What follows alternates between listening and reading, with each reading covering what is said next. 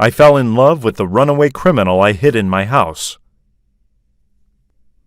I moved through the house, closing the windows and doors as the wind howled and rattled the glass. A storm was brewing, its arrival marked by dark clouds and the scent of rain. My home on the outskirts rarely saw visitors, a perfect match for my solitary life as a park ranger. But tonight, a strange unease crept over me as the storm approached. A sudden banging noise made me freeze as I locked the front door. Who could it be? I rarely had visitors. Cautiously, I opened the door, my hand hovering near my weapon in case of danger. Standing before me was a young man, drenched from head to toe by the violent rain. I scanned him carefully for any signs of a threat, but he looked harmless, likely in his early 20s. "Help me, please," he begged hoarsely, his green eyes wide with desperation. "What are you doing here?" I asked sharply, unwilling to be swayed by his appearance. "Those men, they're following me," he stammered, his voice trembling with a mix of cold and fear. I studied him for a moment, taking in the sight of a terrified young man, drenched and shivering in the rain. I couldn't bring myself to leave him like this. "Come inside," I said gently. An hour later, the young man sat silently by the fire, wrapped in a fresh set of clothes that hung loosely on his frame. He hadn't spoken since entering, only following my instructions. My curiosity burned. I wanted to know his story, but something still made me wary. "Here, drink this," I said, handing him a steaming mug of coffee. I sat across from him, sipping mine slowly. "So, who were you running from? Have you caused any trouble?" I asked, my tone firm. No, he stammered, eyes wide with fear. "Well, then who's after you?" I softened my voice. Those men, they want to kill me," he replied, trembling. "Who are they? And why?" I asked, surprised. I don't know. I told them I had no money, but they've been chasing me for hours," he said shakily. "Well, don't worry," I reassured him. "If you haven't done anything wrong, you're safe here." He nodded hesitantly. "Can you hide me? I'm scared." "You're safe," I said, lifting my ranger gun. "I can handle them." His eyes widened, instinctively pulling back. "I'm still afraid," he murmured. I sighed, knowing I'd have to hide him. It went against my principles, but I couldn't turn him away. "Follow me," I said. I led him to the basement, trying to push aside the suspicion gnawing at me. "Are you sure you'll be okay here? You can stay upstairs if you want," I said, flipping on a dim light. He nodded quickly. "I feel safer here." I handed him a basic backup phone. "No internet, but you can call me with it. Come upstairs anytime you feel scared." He nodded again, and I left reluctantly, still uneasy. His story didn't sit right with me. I couldn't shake the feeling that he was hiding something. 2 hours later, I paced around the living room, my thoughts as turbulent as the storm that had only just begun to settle. The young man was still down there, hidden in the basement, and I knew next to nothing about him. The entire situation felt wrong, shady even, and the weight of my unease was hard to shake. He hadn't been forthcoming, offering no explanations or even a conversation to ease my doubts. With a heavy sigh, I sank onto the couch, staring at my phone. Calling the cops seemed like the only logical step now. The situation was clearly out of my hands. I had just started dialing when an alert on my wireless radio crackled to life, stopping me mid-action. "Caution all rangers. A dangerous criminal, Daniel Walker, wanted for assault and robbery, is on the run. He is a white male in his 20s wearing a black t-shirt and blue jeans. He has green eyes, brown hair, and is of average height. If you spot him, do not let him escape. Dial 911 immediately." As the alert ended, my phone slipped from my grasp, and I nearly dropped it. A criminal? Hiding in my house? The thought sent a shiver down my spine, clashing violently with everything I stood for. My jaw tightened as a wave of resolve washed over me. There is no way I would harbor a fugitive. Gripping my gun firmly, I strode toward the basement, every step heavy with purpose. 10 minutes later, the dim basement light flickered, casting shifting shadows across the room. Daniel's head shot up when I entered, his green eyes wide with fear. "What's wrong?"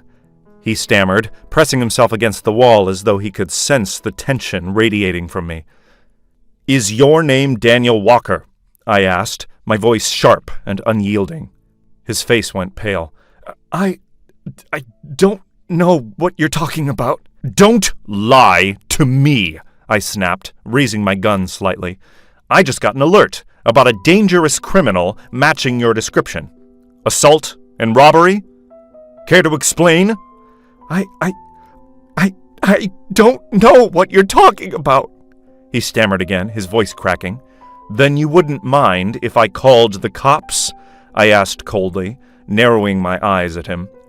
"No, please, no," he pleaded, his voice desperate. "I didn't do anything, I swear." "Then why are they after you?" I demanded, stepping closer, my gaze unwavering. "I don't know. I was just in the wrong place at the wrong time," he said, his voice trembling. I could see the lie in his eyes, but the desperation in his tone seemed genuine. His terrified face chipped away at my resolve, leaving me uncertain. No, I couldn't call the cops on him. Not yet, at least. "Fine," I said sternly, gesturing for him to follow me. "Follow me." "But he stammered, hesitating. "Don't worry," I interrupted, my tone firm. "I won't turn you in." Then, with a cold edge, I added, "Not unless you give me a reason to." "I won't. I promise," he said earnestly, his eyes wide, locking onto mine. I gave a firm nod and turned on my heel, heading back upstairs without another word, his footsteps hesitating before following mine. I couldn't trust him, but something about his fear, his vulnerability, made it hard to push him out. For now, I'd keep a close watch. A few hours later, I stood in the kitchen, trying to throw something together for dinner, while Daniel sat on the couch, looking noticeably calmer than before. "You hungry?" I called over my shoulder. He nodded quickly. "Yeah, a little," he said hesitantly. A few minutes later, I emerged from the kitchen with 2 steaming bowls of chicken stew. I placed one in front of him and slid it across the table. "Here," I said, gesturing for him to take it. He took it, hesitantly, his fingers brushing against the warm bowl as if unsure whether to accept it. "Thanks," he murmured, glancing at me briefly before looking back down at the stew. "Don't mention it," I replied, sitting down across from him. "Eat up, before it gets cold."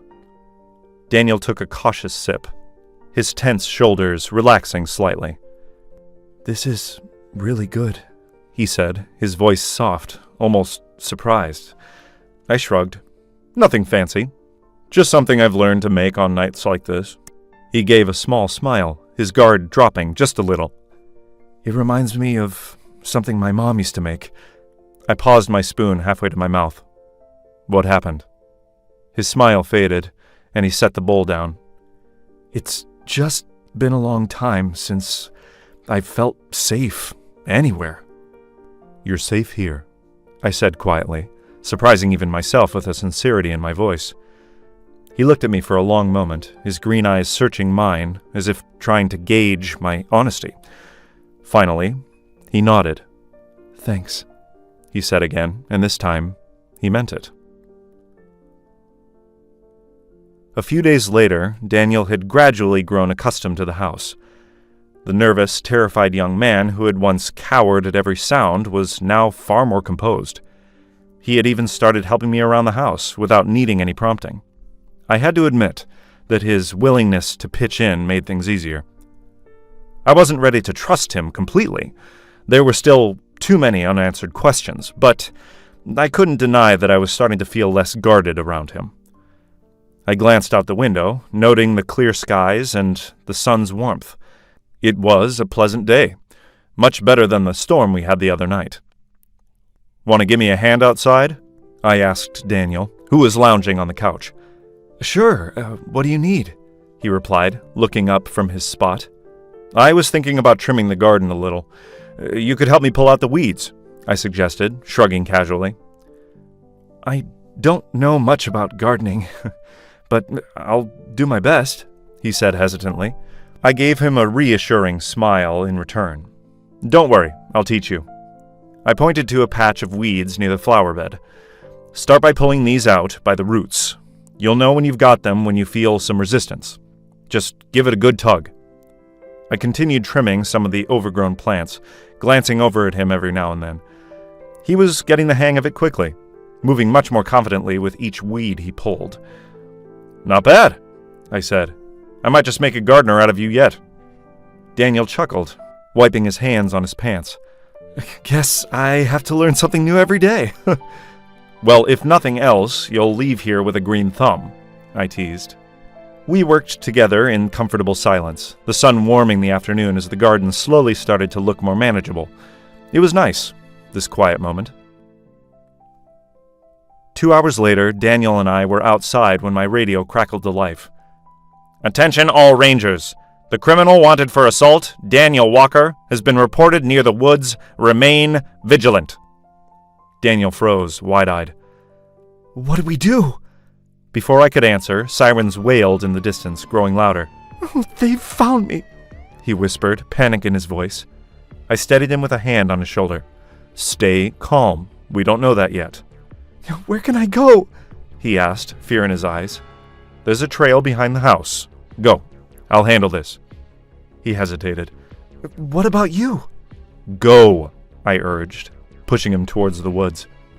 He bolted into the trees, vanishing into the shadows. As the officers arrived, I stepped forward. Ranger, a burly officer said. We're looking for Daniel Walker. You must have gotten the alert. I did, I replied, crossing my arms. Haven't seen anyone. The officer's gaze sharpened. We have reports he's hiding here. You sure? I paused, pretending to think. Actually, I saw someone earlier, heading toward the city. You sure? He asked. I'm a ranger, I said confidently. Nothing escapes my notice, not even a deer. Trust me, he's not here. The officer nodded and signaled his team. Let's check it out. As they moved off, I slipped into the woods. I quickly found Daniel, crouched behind some trees, pale and out of breath. They're gone, I whispered, kneeling beside him. I sent them in the wrong direction. His eyes filled with relief and gratitude. You risked everything for me. I gripped his hands firmly. You don't need to thank me. I told you, I'll protect you. I don't know the whole story, but I know you're not the person they say you are. He threw his arms around me, whispering, Thank you, Leo. I'll never forget this. For now, we were safe, but I knew this wasn't over, and I was determined to stand by him, no matter what came next. A week later, I stood in the kitchen, figuring out what to cook when Daniel walked in. What are we having for dinner? He asked, curious. Whatever I can whip up, I shrugged, unsure of myself. Daniel chuckled. Don't you always do this? Let me cook this time. I stepped back and handed him the knife, with a smirk. Fine, do your best. Soon, Daniel was expertly chopping the vegetables, and had already set the pasta to boil. Need some help? I asked, feeling a bit useless just standing there. Daniel thought momentarily, then replied, Sure, you can start cooking the garlic and tomatoes. I nodded and heated the olive oil. We moved in sync, each of us doing our part, and before long, we were fully engrossed in the cooking process. So, when did you learn to cook? I thought you didn't know much about it, I asked, striking up a conversation. I know a few things. Nothing fancy, though, he shrugged. I chuckled. Same as me. Daniel looked up at me, a genuine smile on his face. For a moment, we just stared at each other. Something unspoken hanging in the air. I took a small step closer, my hand brushing against his as we continued to work. Then, suddenly, the smell of something burning filled the air, and we both jerked back. No! I messed it up, Daniel said, panic in his voice. Don't worry, we can still save it, I replied, quickly taking charge of the situation. With a few quick adjustments, we were back on track. A little while later, we were sitting at the table, both enjoying plates of pasta, laughing and chatting like two old friends. It felt comfortable, easy, like we'd known each other much longer than we really had. A few days later, Daniel and I had grown close. What began as a cautious connection had become a real friendship. The terrified man I first met was now calm, happy, and a joy to be around. I trusted him completely, enough to leave him at the house while I went to work. His presence felt like a steady comfort, and though I knew little about his past, I wasn't rushing him to share it. One evening we sat by the fire, sipping coffee. "Doesn't this remind you of the night I arrived here?" Daniel asked, reading my thoughts. I nodded. Yes, but a lot has changed. "You're right," he said, gratitude in his voice. "I can't thank you enough for not turning me in." "Well, I don't regret it," I replied. "I always felt there was more to your story." Daniel's gaze softened. "You're right. I never told you the truth, but you still trusted me. You deserve to know." "You can tell me when you're ready," I said gently. He took a deep breath. "I'm ready now." He paused, gathering his thoughts. "What you heard that night was almost true." I froze, surprised, but stayed silent, urging him to continue. "I lost my mother young, never knew my father. I ended up in an orphanage, then worked at a factory. The owners were cruel, abusive. It got worse over time." His voice trembled as he relived the pain. I placed a hand on his shoulder, offering comfort. What happened next? 2 days before I ended up here, Daniel began, his voice breaking, they were abusing me again. I was on the verge of dying. Every time I tried to escape, they caught me. I knew there was only one way out. He paused, wiping away a tear. I hit them back in the heat of the moment. I didn't realize how badly they'd been hurt. Before I ran, I stole some money and things. I had no choice. The police were alerted and they started chasing me. His voice grew quieter. I ran and ended up here. His tears spilled over now, his shoulders shaking as he cried softly. I stayed silent, giving him the space he needed while my heart ached at the weight of his words. Half an hour later, Daniel was calmer now. His sobs quieted, though tears still glistened in his eyes. I stayed silent, giving him space to speak, but inside I was conflicted. Could I still keep him here after hearing the truth? "Daniel," I said softly, reaching out. "You're safe here. Please, stop crying." I'm sorry. I didn't mean to do it," Daniel stammered, tears streaming down his face. I pulled him into a hug, my heart aching. "It's okay, Dan. I'm here for you. You're safe now." He clung to me, sobbing. "I don't deserve your trust." I pulled back slightly, meeting his gaze. "That's not true. You deserve both trust and love." "But how can you keep me here after what I told you?" he asked, disbelief in his voice.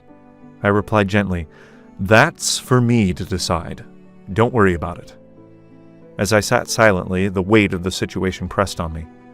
Conflicted, I struggled with the choice of whether to turn him in or to let him stay. But when I looked at him, I didn't see a criminal. I saw a scared, innocent man who never had someone to care for him. I made up my mind. I couldn't turn him in. He deserved a second chance, and I was starting to care for him.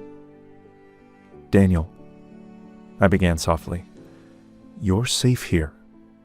"But Why would you keep me here, after everything I've told you? He asked.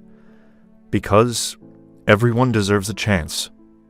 You can stay here for as long as you need, I said, steady. Thank you, Leo. I won't forget this, he said, his eyes full of gratitude. I nodded, feeling a quiet resolve settle in my chest.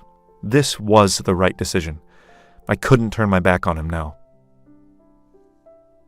A few days later, Daniel slowly began to shed the weight of his guilt, accepting himself and taking the first steps toward change. With each passing day, I guided him, offering support and encouragement as he worked towards becoming a new man. It wasn't easy, but we took it one day at a time. He wasn't perfect, but neither was I, and together we were building a path forward. Meanwhile, I did everything I could to keep the cops from discovering Daniel's whereabouts. Sometimes it meant lying to them. Other times, I had to call in favors and use my connections. No matter what it took, I was determined to protect him. I was sitting on the couch enjoying coffee when Daniel joined me.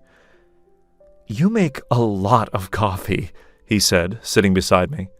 I like it. Helps me focus, I replied, taking a small sip. I think you're addicted to it. He chuckled. Really? I guess you're addicted to cheese, then, I smirked. Hey, I just like it a lot, he protested. Sure, that's why we have cheese in literally everything. Breakfast, dinner, and sometimes even lunch, I teased him. All right. I won't say a word about your coffee, he conceded with a grin. Good, I said with a smirk. Thanks, by the way, Daniel said, his tone suddenly serious. For what? I asked, confused. For letting me stay, for tolerating me and my mistakes, for doing your best to protect me from the cops. No one else would have, he said sincerely. Don't worry. You're not that bad, and you're growing on me, I said, ruffling his hair playfully. Hey! Daniel yelled, suddenly pulling my hand, causing me to land on top of him. I gazed at him softly, my heart racing as I felt the warmth between us. The moment seemed to stretch, and I could sense something unspoken in the way he looked at me. His eyes holding a depth I hadn't noticed before.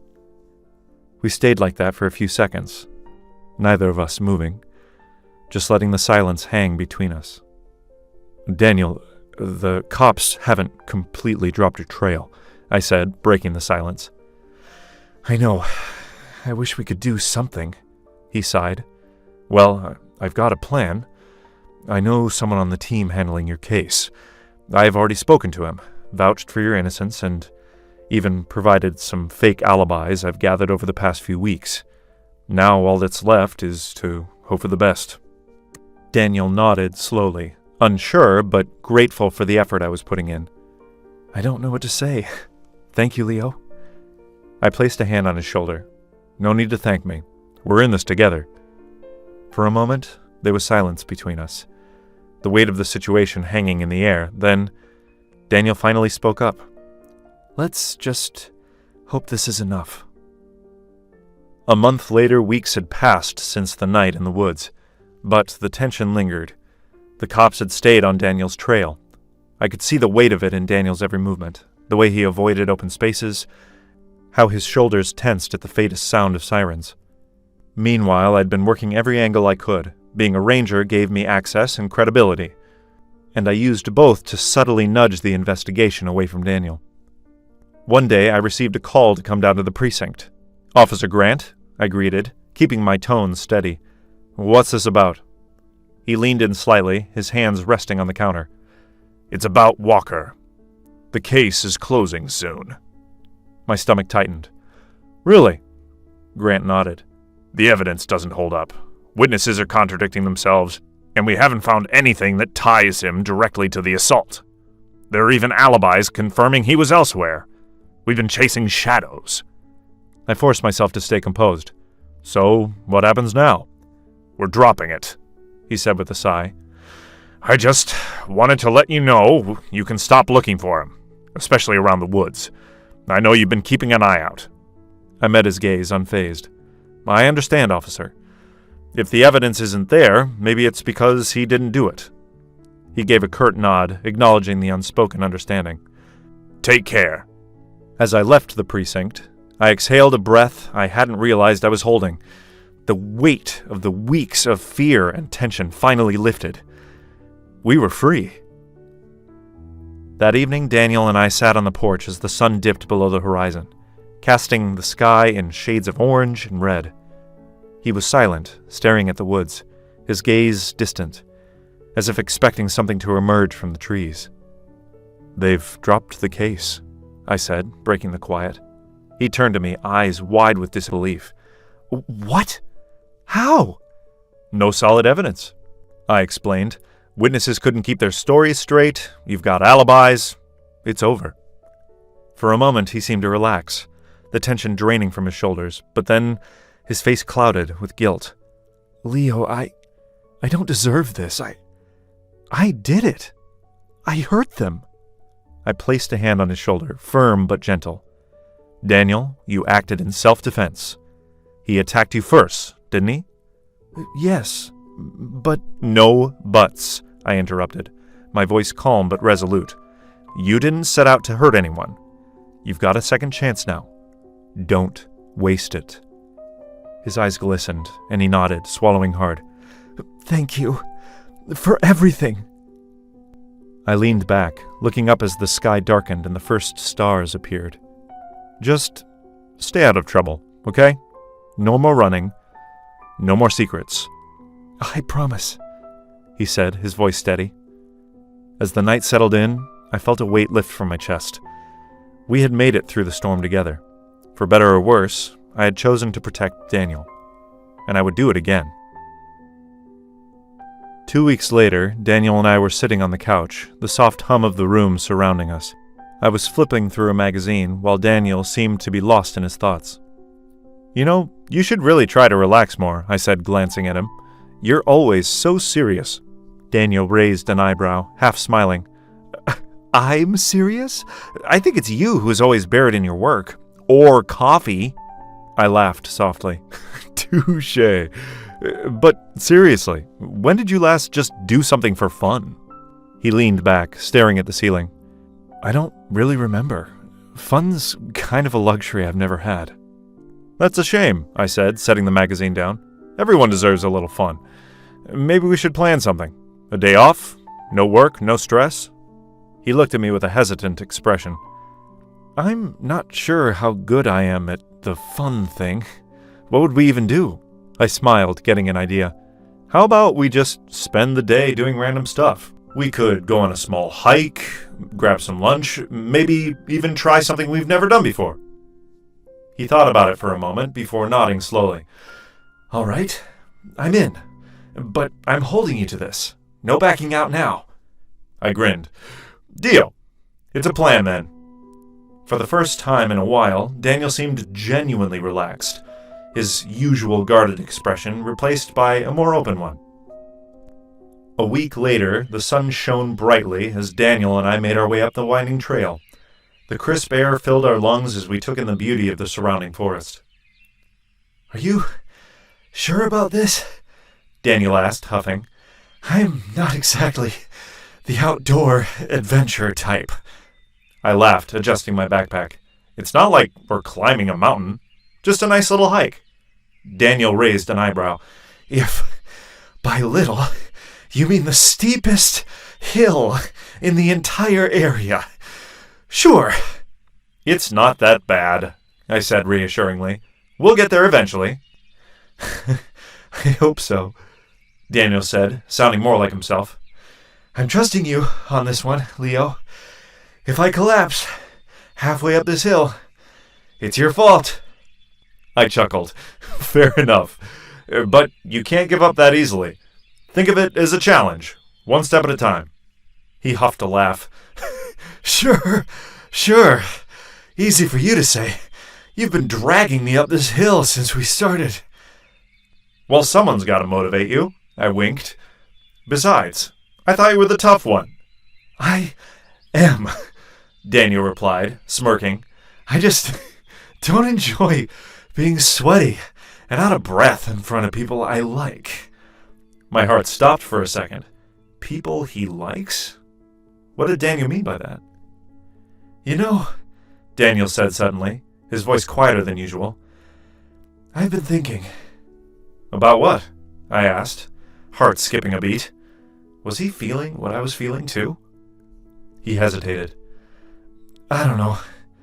About us, I guess. There it was, the first crack in the silence, the hint of something more. My pulse quickened. What do you mean, us? I asked, trying to keep my voice steady. I knew what he meant, but hearing him say it out loud felt like a jolt to my system. He shifted uncomfortably, his gaze flickering away. I don't know. You've been there for me, Leo. You've always been there, even when I didn't deserve it, and He broke off, rubbing the back of his neck awkwardly. I don't know what that means for me, or for us. I could feel my heart pounding in my chest, but I didn't know what to say. I was right there with him, confused, conflicted, and afraid. The fear of ruining everything we had kept me from moving forward. Daniel, I started, but my voice faltered. I feel the same way. I don't know what it is, but there's something. Something I can't ignore anymore. Daniel's lips curled into a slight smile. Yeah, same here. I started again, voice trembling. I just want you to know I care about you more than I've ever let on. And I don't know what this is, but I don't want to lose it. Daniel turned toward me, his eyes searching mine, almost hesitant, like he was afraid of the same thing. I don't want to lose it either. He reached out for my hand. Shall we reach the top together? Yes, let's go. Together, I said, my voice barely above a whisper, as I took his hand. By the time we reached the top, we were both breathing hard, but the view was worth it. The entire valley stretched out before us, bathed in the soft glow of the afternoon sun. Okay, Daniel said, finally sitting down on a rock. This was worth it. I'll admit it. I sat beside him, enjoying the view. Told you it would be. See? You're not bad at this whole hiking thing, after all. You were right, he said softly, gazing into my eyes. We sat there for a long time, holding each other's hands and simply enjoying the quiet comfort of each other's presence. We didn't say the words, but in that moment, with the sun setting behind us, we both knew. A few days later, Daniel and I sat together near the fire, enjoying the peaceful quiet of the evening. We had grown even closer over time, our bond deepening as we slowly fell in love with each other. At that moment, I couldn't imagine my life without him by my side. He turned towards me, his eyes soft in the dim light. You know, he said, his voice gentle, I never thought I'd find someone who understood me like you do. I met his gaze, my heart skipping a beat. I feel the same way, I replied, my voice barely a whisper. He took a step closer, his gaze never leaving mine. I know we've been through a lot, but I feel like this is something real. I nodded, feeling the same way, but words seemed impossible. All I could do was sit there, my pulse quickening with every inch closer he came. Then, without another word, Daniel reached for me, his hand cupping my face.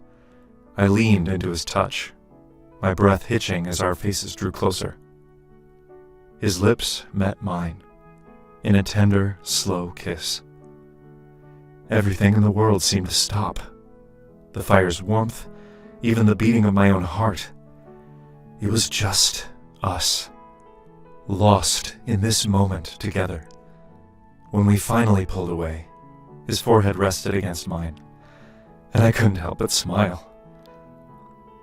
I love you, Dan, I said softly, my words filled with promise. I love you too, Leo, he replied, his voice steady but full of warmth. And I think I'd like to do that again. Me too, I whispered, my heart swelling with a happiness I hadn't known I was missing. In that moment, everything felt right. The world around us disappearing, leaving only the two of us, bound by a love we had both discovered in the quietest of ways. I knew this was just the beginning of something beautiful. Daniel and I began spending every day together. For him, it became the home he'd never had. And for me, Daniel became the missing piece I had been searching for. Our love slowly healed the wounds of the past, and Daniel, over time, began to forget the scars that had once defined him. He transformed into a new man, finding work as a nature guide, a job that had once seemed like a distant dream, but now was his reality, something I had helped him discover. It felt as if our lives had come full circle. We took our relationship one day at a time, savoring the simple joys, gardening, hiking, or just enjoying quiet evenings at home. With Daniel by my side, I felt a happiness I had never known before. Each day, I found myself looking forward to the future, knowing that whatever came, we would face it together. The end. Would you ever forgive a criminal like Daniel? Thanks for watching. Consider subscribing to become a part of our Rainbow Force, and stay wholesome!